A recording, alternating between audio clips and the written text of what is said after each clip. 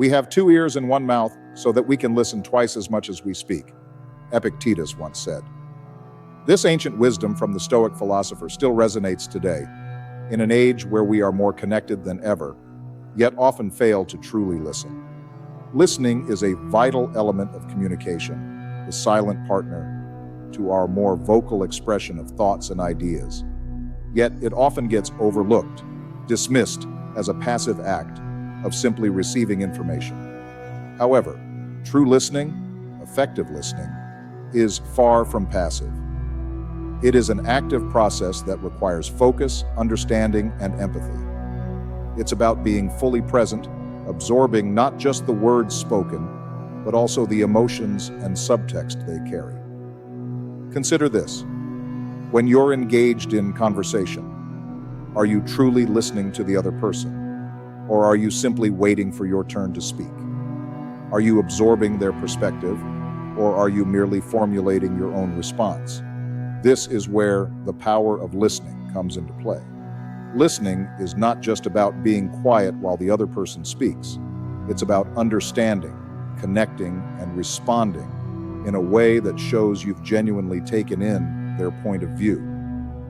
When we listen more than we speak, we open ourselves up to new perspectives and ideas.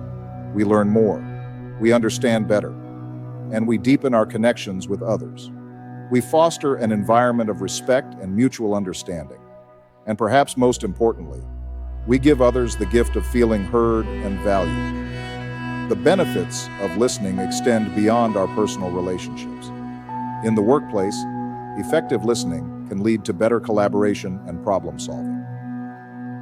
In our broader society, listening fosters empathy and understanding, breaking down barriers and promoting unity. So, let's rediscover the art of listening and challenge the misconception that it's a passive act.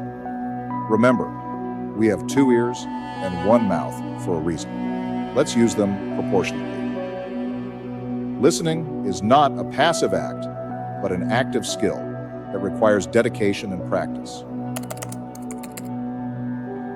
While everyone can listen, not everyone knows how to listen effectively. The art of effective listening goes beyond the simple act of hearing. It involves fully engaging with the speaker, showing empathy, and responding appropriately. It's an active process that requires our full attention and genuine interest. Let's start with the basic techniques of effective listening. First, there's active listening. This involves not only hearing the words being spoken, but also understanding the message behind them. It's about reading between the lines, picking up on nonverbal cues, and asking clarifying questions when needed. Next, we have empathetic listening. This is when we put ourselves in the shoes of the speaker, allowing us to understand their feelings and perspectives. It's not about agreeing with them, but about validating their emotions and creating a safe space for them to express themselves. Lastly, there's responsive listening. This is where we provide feedback to the speaker, showing that we've understood their message. It could be a simple nod, a word of agreement, or a more detailed response. The key here is to reassure the speaker that their message has been received and understood. Now let's hear from some communication experts. Dr. Jane Goodall, a renowned psychologist and communication specialist, says, "To become a better listener, one must practice mindfulness and patience. It's about being fully present in the conversation and resisting the urge to interrupt or formulate responses while the other person is still speaking." Similarly, Professor John Maxwell, a well-known author on leadership and communication, states, "Listening is the best way to show respect to the speaker. It fosters better relationships, promotes understanding, and helps in resolving conflicts." Incorporating these techniques into our daily conversations can significantly improve our listening skills and enrich our relationships. It's not easy, and it requires constant practice, but the rewards are well worth the effort. So, the next time you find yourself in a conversation, remember to actively listen, empathize, and respond appropriately. You'll be surprised at how much more you can learn and understand when you truly listen. Remember, Effective listening is more than just hearing, it's understanding. Even the best listeners can make mistakes.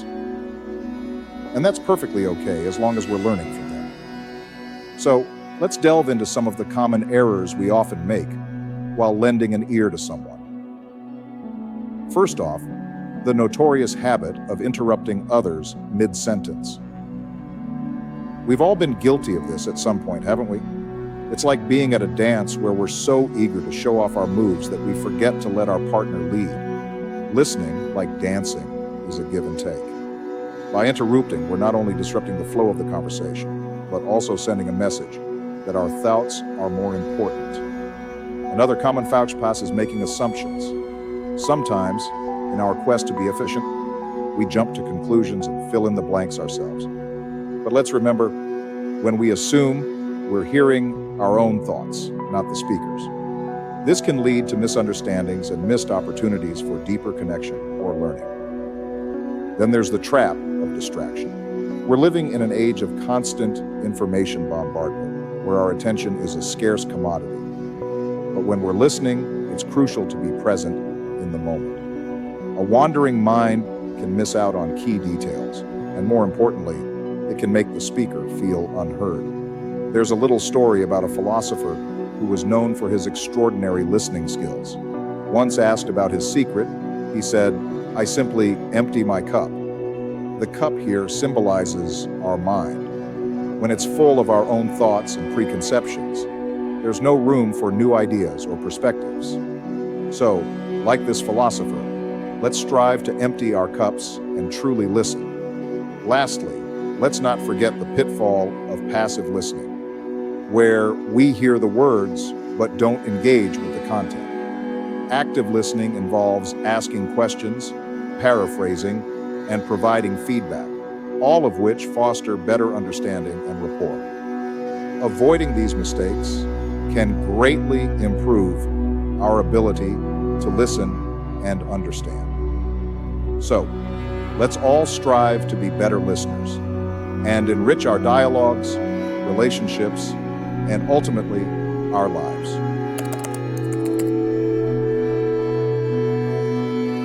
Listening doesn't just benefit the listener, it can have a profound effect on others as well. Let's start with a story. Picture a humble school teacher in a small town, working tirelessly to help her students succeed. One student in particular was struggling. He was quiet, withdrawn, and his grades were slipping. The teacher could have easily brushed it off as laziness or a lack of interest, but instead she took the time to listen. She asked him about his life, his interests, his worries. She discovered that he was dealing with personal issues that were affecting his school performance. Because she listened, she was able to provide the support he needed, and his grades improved. Now, this might seem like a small-scale impact, but imagine what could happen if we all took the time to listen this way. Let's pivot to the corporate world. A successful CEO is not necessarily the one who talks the most. It's the one who listens. When leaders listen to their employees, they can uncover valuable insights about their company's operations, culture, and potential for growth. They can identify problems before they escalate and find innovative solutions. They can also build trust and loyalty among their team. After all, when employees feel heard, they feel valued. Switching gears to personal relationships, listening plays a vital role. Be it a friendship, a romantic relationship, or a familial bond, listening can strengthen the connection. It shows that you care, that you're interested in the other person's thoughts and feelings. It can help you understand their perspective, resolve conflicts, and deepen your bond. So, whether it's a school teacher helping a struggling student, a CEO driving company growth, or a friend lending a supportive ear, the impact of listening is far-reaching. It transcends the boundary of personal benefit and extends to the well-being of others and the community at large. When we truly listen, we can build stronger connections, solve problems, and create positive change.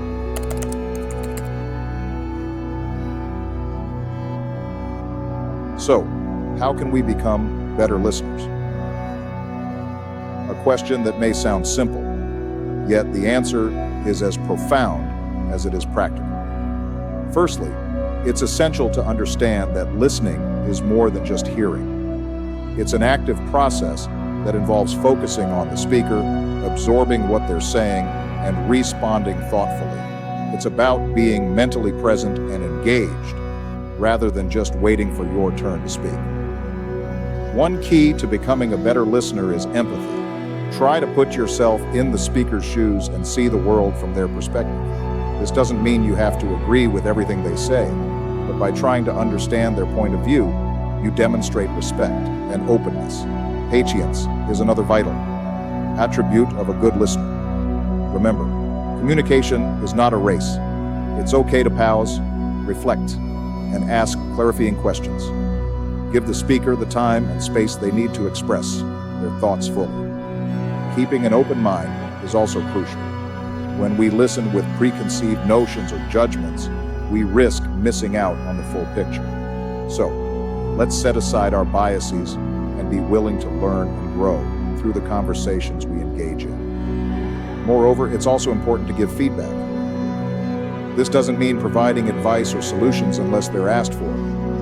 Instead, it's about summarizing what you've heard, asking questions to clarify, or sharing how you feel about what's been said. This kind of feedback shows the speaker that you're genuinely engaged and interested in their thoughts and feelings. Lastly, practice makes perfect.